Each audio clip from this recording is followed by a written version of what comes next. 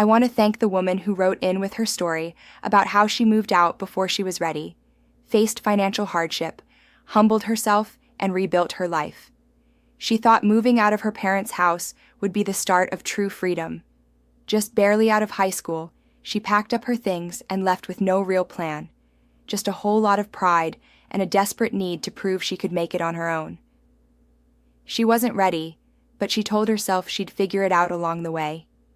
In the beginning, it felt exciting.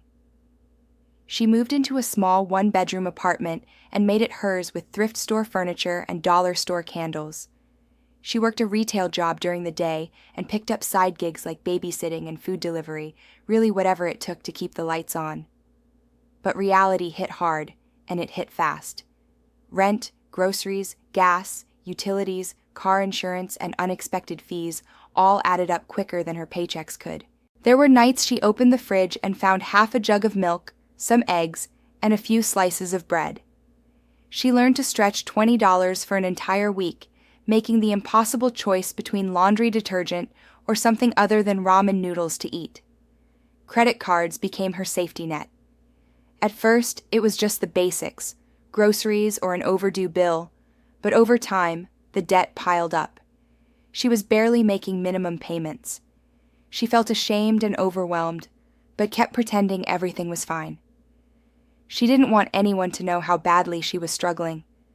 Deep down, she knew she wasn't ready for the life she'd tried to rush into. She wasn't just tired, she was exhausted.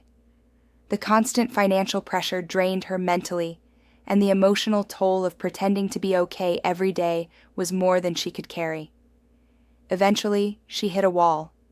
She had two choices: keep drowning in debt and pride, or humble herself and go back home. Swallowing her pride was one of the hardest things she'd ever done.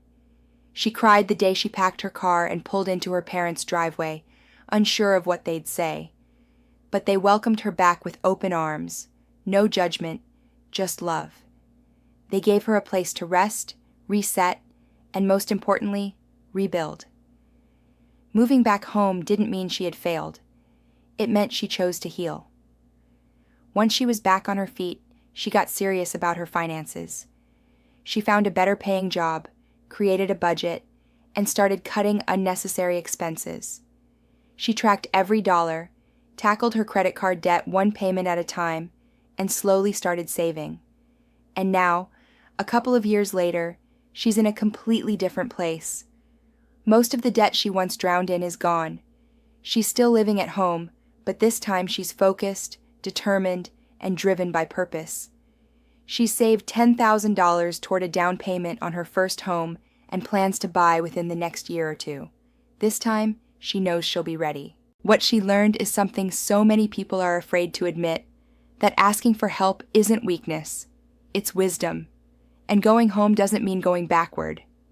Sometimes it's the exact step you need to take to move forward.